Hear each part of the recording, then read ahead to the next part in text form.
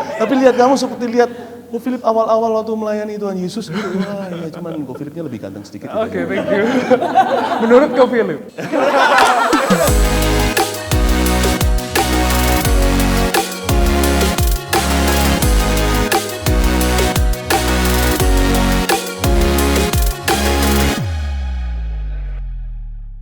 Hai, akhirnya yang ditunggu-tunggu Before 30 Mentoring sama teman-teman di sini. Kita akan bertanya-tanya langsung. Banyak sekali pertanyaan yang udah muncul dan inilah saatnya kalian bisa dengan penasaran, curiosity, karena ini waktunya kita bisa tanya-tanya pertanyaan yang kita nggak temukan di buku atau dimanapun. Alright guys, yeah. Saya mau nanya kok, gini kok, kita kan di marketplace tuh, ada yang kuliah, ada yang juga kerja juga.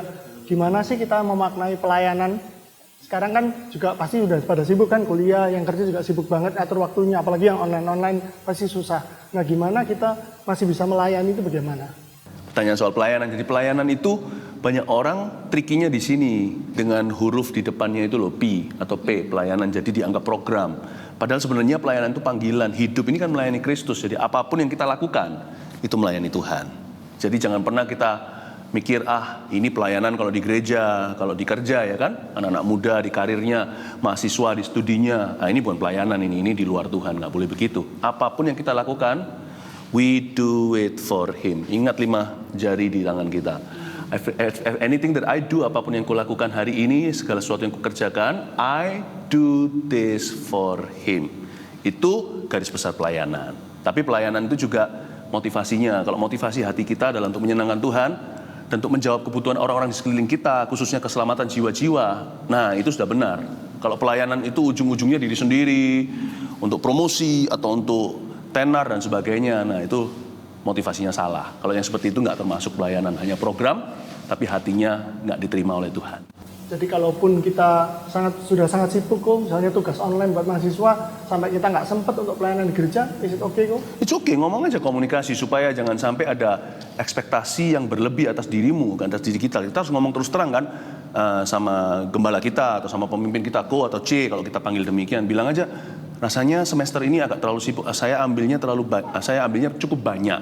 Jadi bisa nggak agak dimaklumi, saya kurangi ministry di gereja. Harusnya pemimpin yang bijaksana berkata, oh ya, of course, studi itu nomor 1. Nah, dengan gitu kan kita dapat restu, enak gitu kan, jadi mahasiswa, tapi nggak tertuduh. Jadi orang Kristen tahu bahwa, iya ya, aku ini didukung oleh teman-temanku, oleh pemimpinku, oleh keluargaku. Damai sejahtera. Jadi pemimpin juga harus bijaksana. Kita juga harus komunikasi di depan, kalau nggak gitu nanti kan kita PHP, pemberi harapan palsu. Kita kasih, bisa nyanyi, bisa drama, bisa main musik, bisa mimpin kelompok kecil, cell group contohnya. Tapi orang-orang semua sudah berharap sama kita, ternyata kita nggak punya waktu. Tapi kita nggak pernah komunikasi.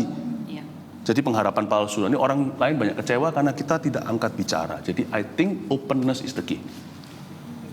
Ya, Benar, good question. Waktu misalnya nggak open gitu ya, terus semua tuh diiyain. Dan akhirnya jadi burn out dan akhirnya merasa terlalu banyak ekspektasi gitu ya. Tapi kadang lucu juga ya ngelihat ada anak muda tuh yang maha hadir banget gitu loh. Jadi wah waktu misalnya ada doa malam dia ada gitu ya. Terus waktu misalnya lagi ada rekaman dia juga ada, di mana-mana ada gitu. Saking cintanya sama pelayanan. Waktu dibilang kamu gak apa-apa ta, orang tua tuh kamu oke ya kasih kamu keluar kayak gitu. Gak apa-apa C. Tapi kemudian ya saya dapat telepon gitu dari orang tuanya, tolong dong anaknya dibilangin. Nah, kalau misalnya kayak gitu, C, kan kita juga nggak bisa melarang atau memaksakan seseorang untuk berhenti dari pelayanannya, apalagi kalau mereka ini sangat berapi-api ya. Ya. Gimana caranya untuk kita ngomongin mereka supaya jadi nggak salah paham juga, jadi biar ada balance juga antara pelayanan dan juga kehidupan di luar gereja. Iya kok, jadi to add on that ya, ada pernah sekali ditelepon sama keluarganya, dibilangin gini, ini anak lagi audisi nih, boleh tolong nggak di-fail-kan? Karena dia terlalu. Oh sampai gitu ya? Iya bener. Oh bahaya dong, berarti kalau bisa di-fail-kan, dan kali juga bisa beli tiket masuk dan bisa tolong luluskan. Iya. Nggak objektif. Tapi good sih, kita harus ngomong terus terang, jadi jangan ambil keputusan untuk anak muda itu. Jadi ajarkan kepada orang-orang muda gimana mengatur waktu sehingga mereka bisa putuskan sendiri. Tapi kita yang harus fit mereka dengan informasi yang benar. Gini loh, karena mereka percaya sama kita kan, kalau kita bimbing anak muda, orang-orang muda harus diberikan ininya, toolsnya atau alatnya untuk bisa mempertimbangkan. Oh iya ya, iya ya, rasanya aku terlalu sibuk nih, kelihatannya berapi-api di depan, nanti bisa habis bensin ini tengah jalan. Iya betul. Ajari mereka berpikir, itu lebih penting. Give a man a fish, he will eat for a day. Teach a man how to fish, he's gonna eat for the rest of his days. Jadi jangan cuman kita kasih ikan, dia makan lalu nggak tahu ikan dari mana. Ajari dia pancing ikan itu, selamanya dia akan ngerti gimana atur waktu. Jadi I think kita harus ajak mereka bicara supaya mereka nggak ngerasa tertolak. Loh, aku ini punya potensi kok nggak dikembangkan. Loh iya, tapi nanti kalau kamu semua potensi dikembangkan dalam waktu bersamaan, kamu yang mati. Ini pengalaman pribadi ya, bukan? Enggak juga sih kok. Enggak. Tapi berarti si pemimpin ini juga harus bisa melihat dong keadaan si orang yang Iya. dipimpin. Enggak bisa Betul. hanya sembarangan ini ya. Makanya di Ibrani dikatakan gini kan di Alkitab, pemimpin itu berjaga-jaga atas jiwa. Iya. Bukan hanya atas pelayanan orang itu, tapi kita yang harus bisa menimbang-nimbang. Kita nggak mau tahu, tapi kita harus punya bijaksana. Jadi pemimpin itu susah, karena kita anak muda mimpin anak muda gitu ya. Usia juga nggak jauh beda. Tapi yang satu dipaksa untuk menjadi mentornya atau menjadi bapak rohani seolah-olah. Memang orang yang begitu itu sangat beruntung sih, karena dia memicu dirinya, dia terpicu lewat ministry untuk jadi lebih dewasa rohani. It's very good. Nah, latihlah dirimu untuk bisa mikirkan apa yang terbaik untuk orang lain. Karena pelayanan itu orientasinya bukan diri sendiri, orientasinya kepada orang lain. Nah tapi kok, kalau di dalam pelayanan sendiri, biasanya kita menemukan diri kita punya ide yang luar biasa, tapi in the end, pemimpin kita nggak setuju. Nah gimana kita meresponi itu? Kita merasa ide kita luar biasa, kadang-kadang kita sendiri yang merasa itu luar biasa ya. Terus terang, orang muda itu kan berapi-api kan, pengennya wah ideku itu yang paling bagus segalanya. Semua kan harus diuji. Jadi kalau kita sudah masuk ministry dengan perasaan I'm the best, I know it all. Kalau sudah seperti itu susah dibentuk ya. Give yourself the benefit, give others the benefit of the doubt. Kasih orang lain itu kesempatan untuk meragukan. Dan jangan anggap itu secara pribadi dan personal. Tanya, oh iya setelah ditimbang-timbang, di neraca, diajak bicara, oh iya ya, I think masih banyak area improvement. Jadi jangan sampai ngejos gitu, sampai ambisius. Boleh kita berapi-api, berangan-angan, tapi selalu izinkan orang lain juga memberi masukan. Ya kan? Tinggimu berapa? Sama saya tingginya sama. 185. Waduh, saya jadi pendek. Kau pilih berapa? Kok Philip? Nggak mau ngomong.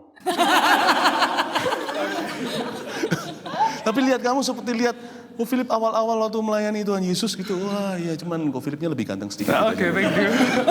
Menurut kau Philip? Iya, menurut Ko Philip, betul. Ini bagus sekali, pinter ini. Waduh repot ini, kasihan yang mimpin dia. Iya, siapa pemimpin kamu ya? Ayo lempar lagi pertanyaan. Siapa lagi? Ini balik lagi, tadi kan Ko Philip sempat bilang, Ya. Ko Philip ingat Joel di awal-awal iya. pelayanan Ko Philip. Pengen tahu sih di awal-awal pelayanan, apalagi di masa-masa awal-awal pertobatannya Ko Philip ya.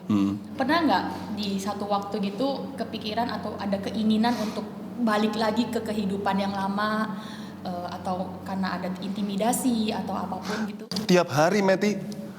Makanya Yesus berkata apa? Kita harus memikul salib, menyangkal diri itu tiap hari. Tiap hari godaan untuk kembali ke hidup lama. Contohnya kita bisa setir mobil lalu pas lagi macet sekali, bete kan, udah capek di kantor atau kita sudah seharian ini pokoknya everything seems to be wrong. Lalu tiba-tiba ada orang yang nggak fair gitu, kita sudah antri, serobot aja rasanya, itu Wang Feongnya mulai keluar lagunya, terus udah kaca mau turun itu mau buka, pasti Cemek ngerti itu. Dan saya di belakang bilang, ayo kok. Ya kan? Jadi setiap hari iblis itu menggoda kita. Kita jangan mikir, aku sudah jauh, Belanda sudah jauh. Belanda bisa jauh, setan nggak bisa. Dia hidup satu planet sama kita. Karena itu kita harus berjaga dan waspada. Jangankan awal-awal baru kenal Tuhan, godaannya itu besar, mau kembali hidup lama. Nggak tentu loh.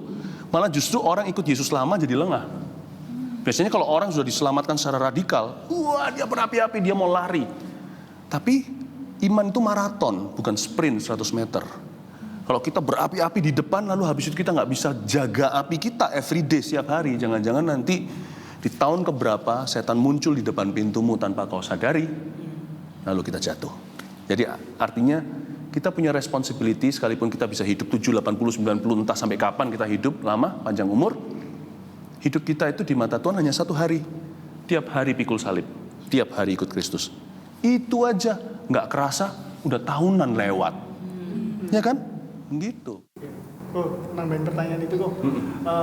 Kalau kita sudah maunya error begitu, biasanya kan Roh Kudus nggak ingatkan. Tapi selain itu, apa sih kok yang bisa menjadi tanda nge-warning kita gitu kalau kita mau balik ke kehidupan lama, kita mau jatuh lagi itu biasanya apa yang kita perlu perhatikan? Karena mungkin kan bisa jadi itu saran, bisa jadi intimidasi. Nah, gimana kita milah itu kok? Sebenarnya kita perlu waspada itu erosi. Erosi itu pelan-pelan. Jatuh itu nggak langsung. Susah untuk setan jatuhkan kita dalam semalam. Apalagi kalau kita lagi ngalami kasih mula-mula, lagi berapi-api untuk Yesus. Jadi ya kita harus waspadai adalah perlahan-lahan tanpa terasa kita mundur secara teratur. Nah, tanda-tandanya itu apa? Waktu kita sudah mulai mundur itu kerasa dulu yang membuat kita sukacita perkara-perkara Tuhan itu sudah kurang. Sekarang kita punya keinginan lebih duniawi. Nggak berkata, saya nggak ngomong kalau kita nggak boleh punya cita-cita segalanya, bukan ya. Tapi kalau kita taruh status identitas kita, saya harus punya ini, saya harus diterima di klub tertentu, baru setelah itu I'm a somebody. Nah itu sudah mulai shifted, karena dulu Kristus cukup baginya, sekarang Kristus plus. Nah itu mulai tanda-tanda awal. Biasanya kita mulai mundur itu akan ada manifestasinya. Teman-teman mulai kerasa. Orang yang mendoakan kita, karena kita hidup dalam komunitas iman. Ayo terus berapi-api. Tuhan bisa pakai mulut mereka untuk ingatkan kita, kamu sudah mulai berubah loh. Ya, bahasa mereka mungkin beda-beda ya. Nah itu bisa jadi awal mula. Tapi yang pasti Roh Kudus selalu bicara pada kita secara pribadi. Saat teduh kita pasti mulai bolong, mulai kurang, mulai kompromi, udah nggak baca firman. Bukan berarti kegiatan itu memastikan kita pasti masuk surga. Bukan, kegiatan itu memastikan bahwa kita itu bisa hidup dekat dengan Tuhan. Nah itu pasti mulai dikompromikan. Nah waktu kita buka Alkitab, yang mulai berkurang itu, setiap kali kita baca firman, pasti Tuhan bicara. Tapi lama-lama mulai kebal. Karena dia erosi pelan-pelan, hatinya sudah mulai bebal. Sudah mulai kapalan, sudah nggak bisa ditembus. Nah disitulah Tuhan mulai bicara lewat teman-teman kita, orang lain, lewat khotbah, lewat gereja. Ya kan? Nanti kalau sudah nggak mempan juga, Tuhan akan bicara lewat pengalaman. Ko Philip dulu pernah erosi pelan-pelan mundur rohani. Coba waktu bertobat tahun 1992, pertobatannya radikal nih. Dari orang mau bunuh diri, dari orang yang mau bunuh orang, dari orang yang dipenuhi dengan kuasa gelap, kecanduan berbagai dosa, diubahkan Tuhan sekejap. 1-2 tahun setelah masuk ke sekolah Alkitab, karena setelah lulus SMA 3 di Kanada, langsung terima panggilan, lepaskan semua beasiswa, tak buang semua itu untuk mengejar panggilanku yang lebih mulia. 1-2 tahun mulai lengah sebagai siswa sekolah Alkitab, mulai merasa tahu teologi ya. Pelan-pelan erosi nggak kerasa. Beberapa bulan setelah 2-3 bulan, mulai terjadi kemunduran. Teman-teman mulai bilang, biasanya kalau mau pelayanan itu doa dulu, persiapan, doa puasa, udah kurus nih. Dulu 184 nih, sudah puas karena tahu 184 ininya. 184 cm, tapi berat badannya hanya 65 kilo zaman itu. Itu masih puasa lagi. Karena mau WL, karena mau pimpin CG, kelompok sel. Wah puasa, tapi sekarang mulai enggak, udah merasa bisa. Wah udah tahun kedua kok sekolah teologi ya. Mulai mundur kan, pelan-pelan ada pride atau kesombongan. Tuhan tegur loh, pengalaman hidup apes melulu. Bukan berarti kalau orang menderita itu selalu dihukum Allah. Tapi Tuhan juga bisa pakai pengalaman yang kurang nyaman di hidup ini untuk mengajarkan kita sesuatu.